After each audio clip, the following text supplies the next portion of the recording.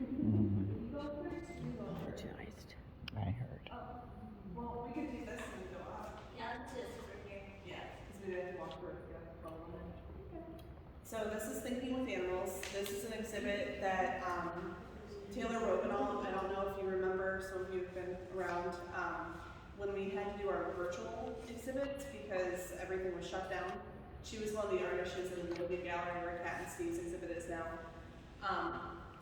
She had been working on a small exhibit for the NCTA conference, which is the big ceramics conference that happens every year. And it was focused around artists who work with animals as symbolism in their work. So she reached out, she's like, hey, I'm like, do you think that we could turn this into a bigger thing that you'd be interested in? And I'm like, yes, please. So it started out with Taylor Robenall, Ariel Bowman, and Chelsea Dodd, who were the three main points of contact working through this process. They each selected, I believe it was 10 artists apiece, and then those 10 artists were able to choose 1 to 2 artists to also include and invite into the exhibit. So it was really turned into a wonderful, diverse cross-section of contemporary ceramics today. And you have people that are at, you know, the prime of their career, that have been a mentor or an instructor to some of the other artists in this exhibit, to some ceramic artists who are really just getting ready to graduate with their MFA. So it's a broad spectrum, and really the unifying factor in all of that is that they all use the animal to represent the human experience in their work. And that's something that in the art world has been done since the dawn of time. So to really pinpoint specific pieces to talk about in this exhibit is difficult because there's so many really strong pieces. The one thing I do want to stress is when you have a tour in here, please, please, please be mindful of security. And I have the signs that say this is not a petting zoo, please do not touch the animals on display, as a playful way to remind people to look with their eyes and not with their hands. That's what I say to my kids. Because there are quite a few wall-hanging pieces and they're stable on the wall, but I'd like them to remain that way. So the less touching, the better. By less, I mean none. In the front gallery, there's kind of, I try to incorporate a representation, it's a collage of what you'll see moving forward. There's some really interesting pieces here though. You have Susan O'Byrne, who is actually the only artist in the exhibit that's not from the United States. That's another thing that you'll see on these labels. I included where the artist currently resides. A lot of these artists are very nomadic, and they go from fellowship to residency all over the place. So where the state that's listed for them might not be where they were from originally, but it's where they are at present. And that could easily change by the end of the exhibit. But for right now, that's where they're at. She is actually based in Glasgow, Scotland. And her piece is incredible. There's pieces of hers that are available in the boutique as well, birds. And one of the comments that people made were that they thought that they were paper mache. They're not, they're clay. And they just have that encaustic style and kind of represent tiles from the Victorian era, and they're just breathtaking. So her piece, she's the only one that's not American. Everybody else, we have pieces that are from Alaska. We have 2 pieces that traveled here from Alaska, which was interesting logistically too, because they have to come by boat and then by truck. A lot from Montana, the Archie Gray Foundation, but really from all over. And that's part of the beautiful part of having Chelsea, Ariel, and Taylor is that Taylor is located in Florida, Chelsea is in Montana, and Ariel's in Texas. So you kind of have those 3 points that kind of dispersed everything.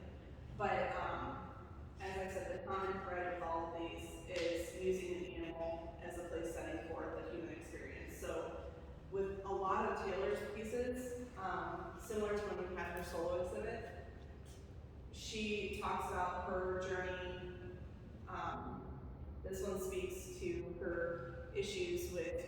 child. So you see like the bear, you see the goose hatching at the top, and then on this side you see herself and her husband represented. So there's a lot to unpack there.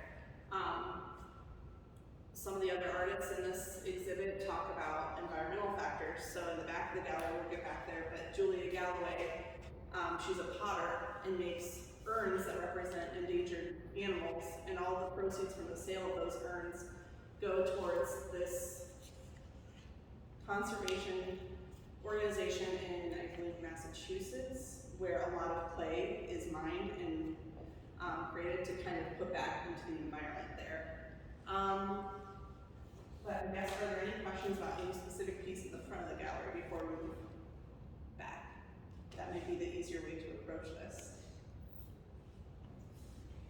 I was saying when I walked in, when we were kind of planning this exhibit, I was kind of overwhelmed because honestly, each one of these pieces you could talk for 20 minutes on. Yeah. And there's 72 pieces in the exhibit. There's about 53 artists in the exhibit, so it's easier just to say over 50 and over 70. There's a lot. I was overwhelmed trying to figure out where these pieces were going to go, and actually mapped out the gallery on my desk in my office and print out something else to try to get a rough idea. But yeah, there's a lot of content here. And some of the artists provided that, others didn't. I guess I could also point out, so this is Taylor's, that is Taylor's. The cow, the mountain cow trophy on the wall, that's the only piece from Chelsea that made it here. And then the piece right there is Ariel Roman. And Ariel works a lot with prehistoric animals in the work. And she also creates work that's used by historic history museums, natural history museums, to represent some of these animals that there may not be great models of otherwise, but if they have the bones, she recreates the animals so they have a representation in the museum. So. See the chair going. This one over here. The bricks. No. Do we? Oh yeah, Black House. Yeah, I saw that. We could talk forever on it. Is huge in the districts. This piece is also huge. She was really one of the mentors for a lot of the artists in this exhibit, and there's quite a few actually that work in studio with her presently. This piece, I mean, the eyes of the rabbit are right at eye level with you, so it's very piercing and captivating. But again, please make sure people won't touch. The piece behind you, Moonlit Dreamers, the bats on the wall, that's by an artist, non-binary artist, J.B. Kelly. And they talk about gender issues a lot in their work. And these guys are just incredible. There's another two pieces by G.B. on the back, Heavenly Creatures 1 and 2. One's a bonobo and one's a gorilla. This piece by Rodriguez, it's El Mono. It is a piece from, he made a Mexican zodiac series of 12 animal sculptures, and this is the 9th animal in the Mexican zodiac. So.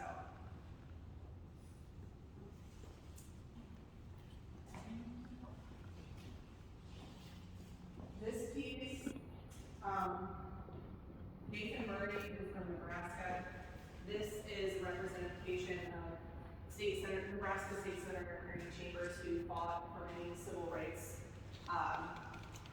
issues over the years. And under the bill LB 474, he introduced a license plate prominently featuring the image of a mountain lion. So that's why you see the mountain lion on his shirt. It's very symbolic of that movement. So going back again to this whole exhibit, you have so many different subjects that are covered by these artists.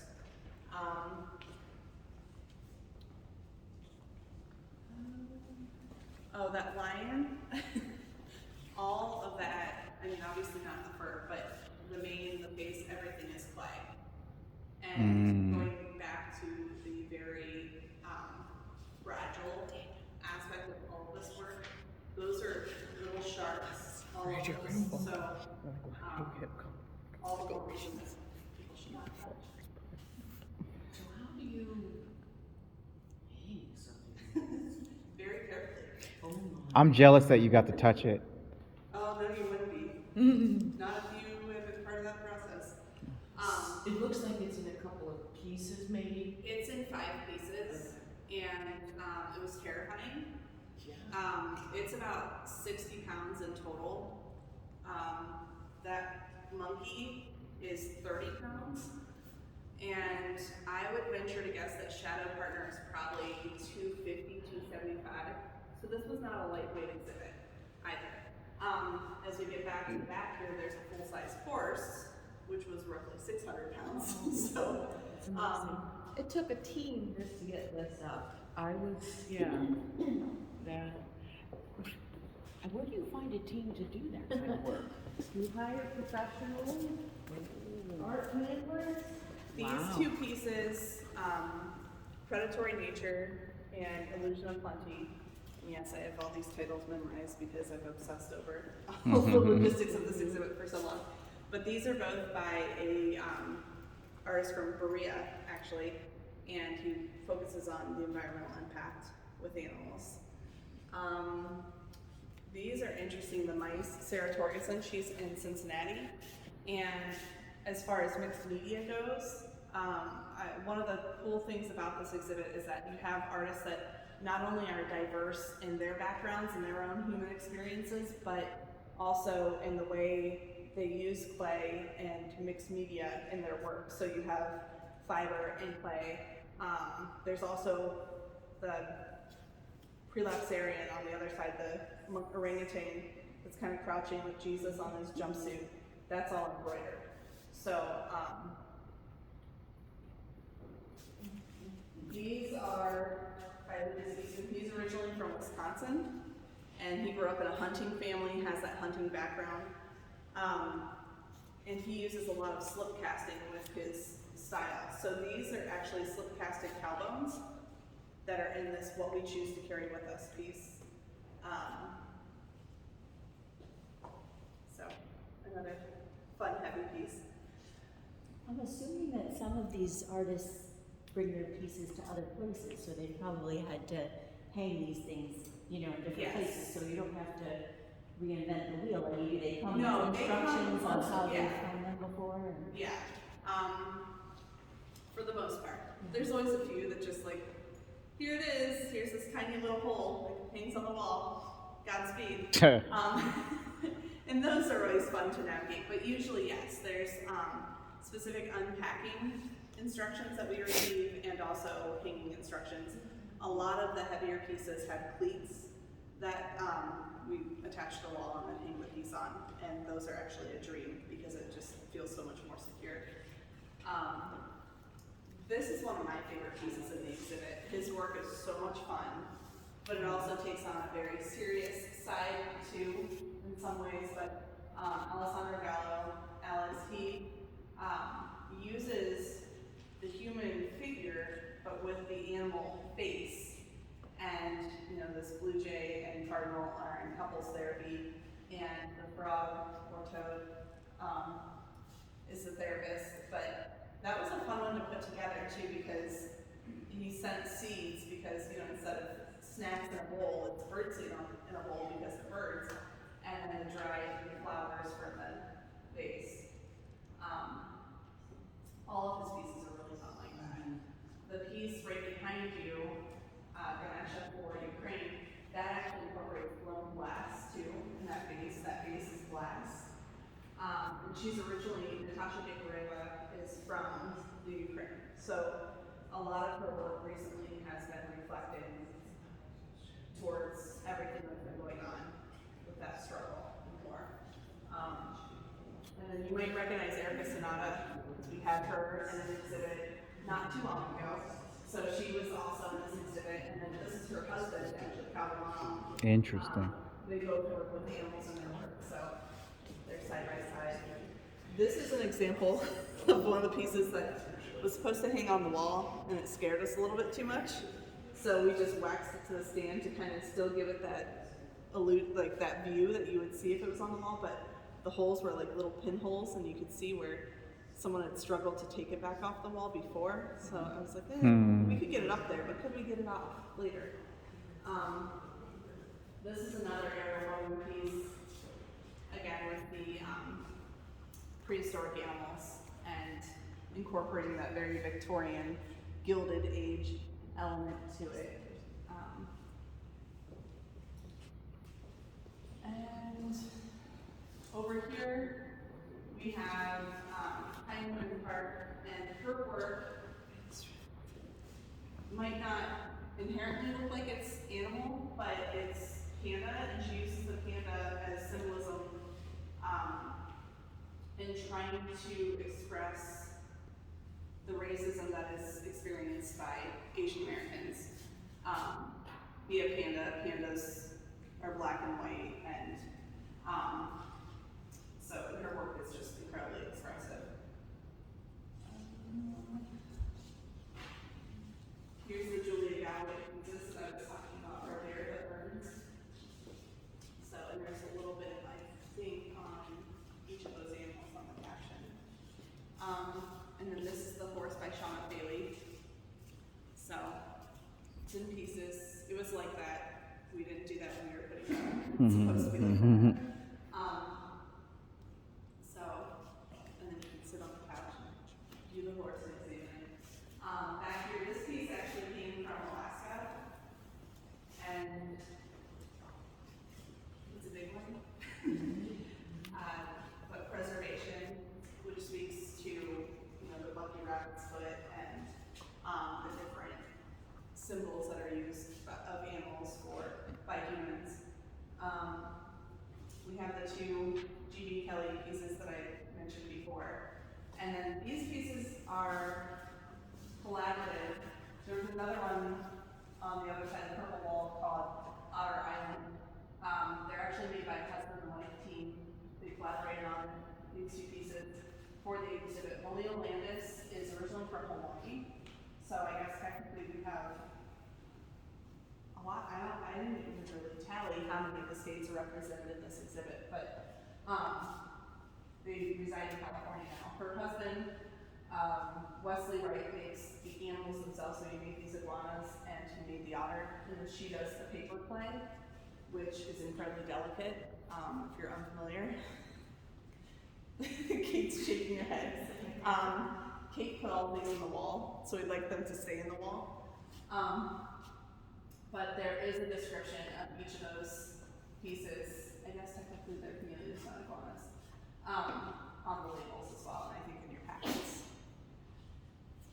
The one that was tough to figure out where to put it in this exhibit, I mean, it obviously fits, but there's so many heavy subject matters covered with some of this work, is this one, because it's very fun, very playful, poutine on a musical. So Peter Morgan has been working on a series that incorporate food and animals.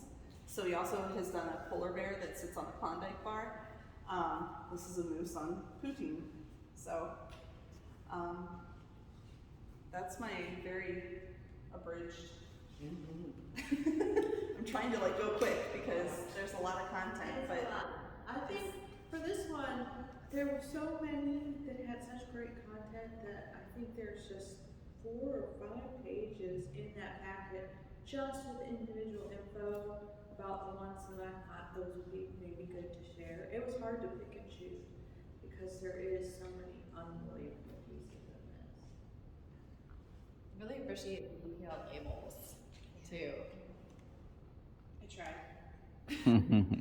I wrote all the labels when I had COVID, so if there's a typo, just know you might have been the drugs. I don't know.